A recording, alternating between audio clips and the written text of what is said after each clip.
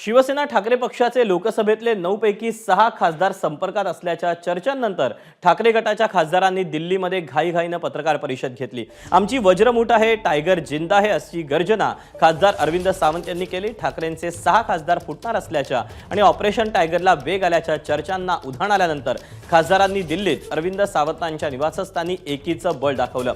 सरकारमधील नवे मंत्री रोज गटांगळ्या खातायत, सरकारविरोधातील बातम्यांवरून लक्ष हटवण्यासाठी पुढ्या सोडल्या जात आहेत अशी टीका अरविंद सावंत यांनी केली। रोज पुढ्या सोडत असतात, मग काय म्हणतात टप्प्याटप्प्याने त्यांच्यातलीच माणसं तिकडे जाणार होती माहितीये का। माननीय संजय राऊत साहेबांनी मध्यंतरी सांगितलं होतं, एक त्यांच्यातलाच माणूस काही आमदारांना घेऊन जातोय अशी बातमी होती। पुढे काय झालं, मग त्या बातमीत वळवायचं असेल का आमच्यावर काय यायचं।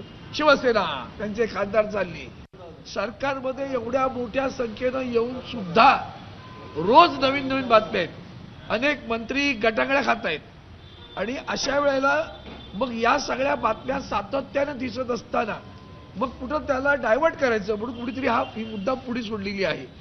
आताही हे 9च्या 9 खासदार हजर आहेत इथे, 9 आता संजय दिना आता येतील 2 मिनिटांमध्ये आणि म्हणून आम्ही मुद्दाम सगळ्यांना एकत्र आणलं की ज्यांना कुणाला वाटतं त्यांनी अगदी व्यक्तिशः जरी बोललं तरी चालेल, आमची वज्रमुठ आहे, मजबूत, टायगर जिंदा आहे।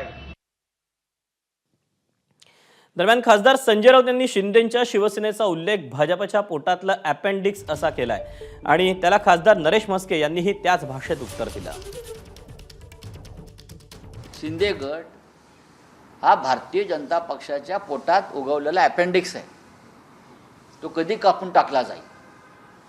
पोटामध्ये एक अपेंडिक्सची गाठ येते, ती गाठ आहे अपेंडिक्सची, ती हळूहळू सुचते आणि मग ती पिकते, ती फुटते किंवा कापून टाकली जाते।